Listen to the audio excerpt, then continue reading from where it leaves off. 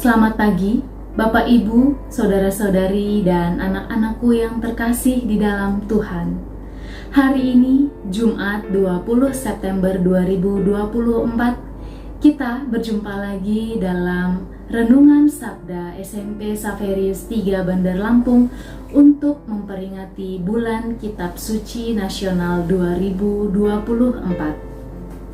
Marilah kita siapkan hati untuk mendengarkan dan meresapi renungan sabda pada hari ini. Kita bersatu hati dalam doa. Di dalam nama Bapa dan Putra dan Roh Kudus, amin. Ya Tuhan, sudilah membuka hatiku supaya mulutku mewartakan pujian-Mu. Marilah kita berdoa. Ya Tuhan Yesus Kristus, dalam menyatukan diri dengan kehendak ilahi yang maha agung, Engkau telah mempersembahkan madah pujian kepada Allah di bumi melalui hati-Mu yang maha kudus, dan sekarang masih melanjutkan mempersembahkan sakramen Ekaristi di mana-mana dan akan tetap meneruskannya hingga akhir dunia. Dengan sungguh-sungguh kami ingin mempersembahkan kepadamu sepanjang hari ini kegembiraan dan penderitaan kami, segala tujuan dan angan-angan kami, semua kesulitan dan hasrat kami, setiap perkataan dan tindakan kami, dengan meneladan Santo Fransiskus Xaverius dan kepada hati Bunda Maria yang tak bernoda. Engkaulah Tuhan kami, kini dan sepanjang masa. Amin. Marilah kita siapkan bacaan Injil hari ini dari Injil Lukas bab 8 ayat 1 sampai 3. Semoga Tuhan beserta kita sekarang dan selama-lamanya.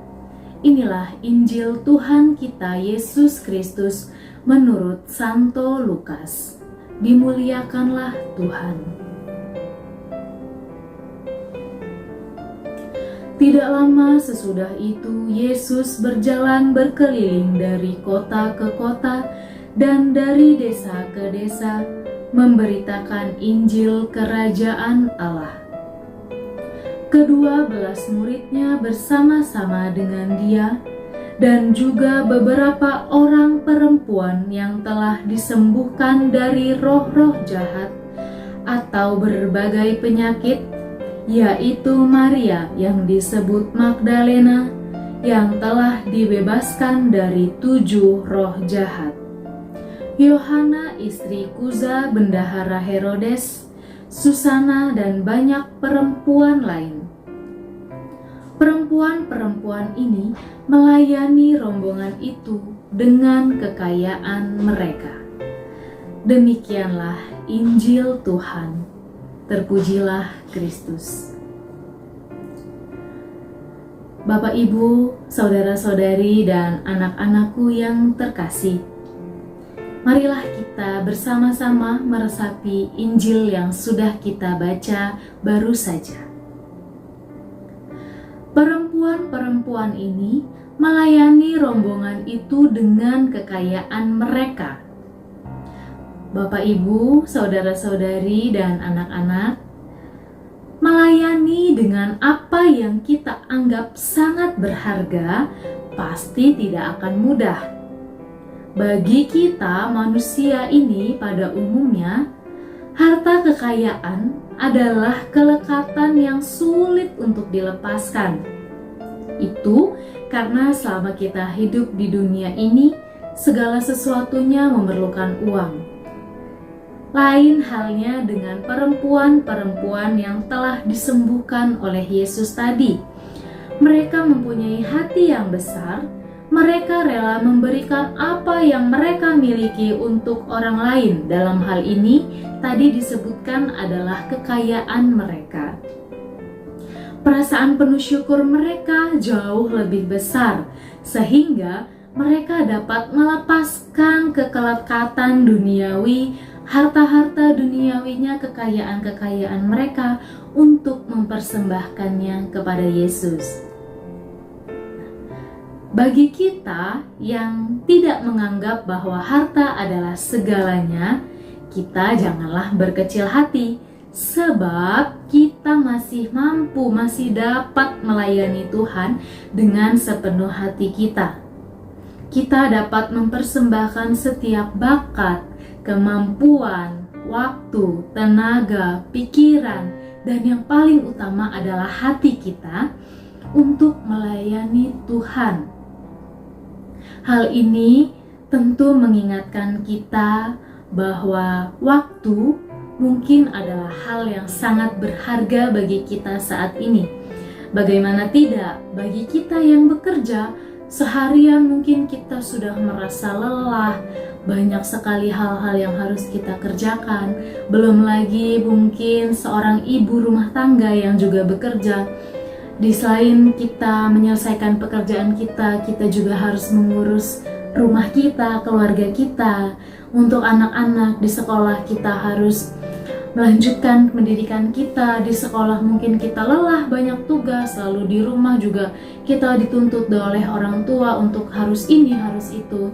Namun hal itu seharusnya tidak menjadi hambatan bagi kita. Karena mungkin memang waktu yang kita miliki setelah pulang sekolah ataupun pulang kerja itu hanya beberapa jam. Namun meskipun kita lelah, sudah harus turut bahwa kita harus tetap melayani Tuhan dengan penuh sukacita. Kita dapat melayani Tuhan dengan berbagai hal yang kita temukan dalam kehidupan kita sehari-hari. Namun mungkin wujud nyatanya dapat kita laksanakan, dapat kita nyatakan dalam beberapa kegiatan rohani yang mungkin ada di lingkungan kita, di stasi kita, bahkan mungkin di paroki kita. Marilah kita melayani Tuhan dengan penuh sukacita. Mari kita berikan apa yang terbaik yang ada di dalam diri kita untuk memuliakan Tuhan, untuk melayani Tuhan. Mungkin kita tidak bisa seperti perempuan-perempuan yang dikatakan dalam Injil hari ini. Mereka mempersembahkan kekayaan mereka untuk memuliakan Tuhan. Namun kekayaan kita yang paling besar adalah hati kita. Maka marilah kita melayani Tuhan dengan hati kita, dengan penuh sukacita, dengan penuh keikhlasan. Maka itulah yang akan nanti menjadi berkat yang luar biasa yang akan Tuhan berikan kepada kita. Kita tidak perlu ragu untuk merelakan segalanya, merelakan apapun, memberikan apapun yang terbaik dari dalam diri kita, karena Tuhan pun sudah memberikan semuanya jauh lebih besar dari apa yang kita berikan. Tuhan sudah berikan kepada kita, maka marilah kita juga mempersembahkan apapun itu, segalanya yang terbaik dalam diri kita. Karena itu sudah selayaknya dan sepantasnya untuk kita lakukan kepada Tuhan kita, Yesus Kristus. Oleh sebab itu, Bapak Ibu, saudara-saudari dan anak-anakku yang terkasih, marilah kita melayani Tuhan dengan sepenuh hati kita. Tuhan memberkati. Marilah kita lanjutkan renungan sabda kita pada hari ini dengan berdoa. Allah Bapa yang Maha Baik, penuh cinta dan belas kasih. Bapa, mungkin kami tidak seperti perempuan-perempuan yang ada di dalam Injil hari ini, yang mempersembahkan kekayaan mereka untuk melayani Engkau. Namun Tuhan, kami masih punya hati, pikiran, tenaga, dan waktu yang masih dapat kami mempersembahkan untuk memuji dan memuliakan nama-Mu, untuk melayani Engkau di dalam hidup kami. Tuhan, mampukanlah kami untuk mempunyai hati, untuk selalu mempunyai kesempatan melayani Engkau di dalam setiap langkah hidup kami. Bersihkanlah hati kami agar kami sungguh dengan penuh sukacita mampu melayani Engkau dari apa yang kami lakukan dalam kehidupan kami sehari-hari.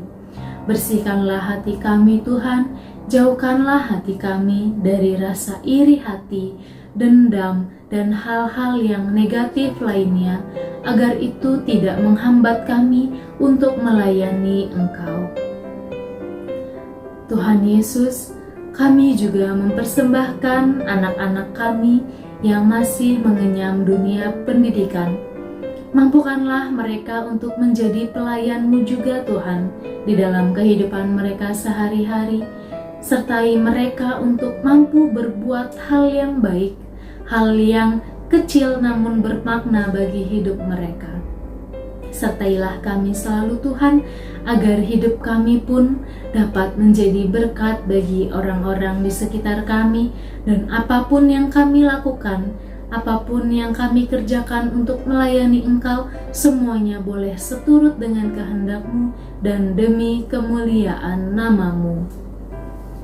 Bapak, Ibu, saudara-saudari, dan anak-anakku yang terkasih, marilah kita tutup renungan sabda kita hari ini dengan doa yang diajarkan oleh Tuhan Yesus kepada kita. Bapa kami yang ada di surga, dimuliakanlah nama-Mu, datanglah kerajaan-Mu, jadilah kehendak-Mu di atas bumi seperti di dalam surga. Berilah kami rejeki pada hari ini, dan ampunilah kesalahan kami, seperti kami pun mengampuni yang bersalah kepada kami, dan janganlah masukkan kami ke dalam pencobaan, tetapi bebaskanlah kami dari yang jahat. Amin.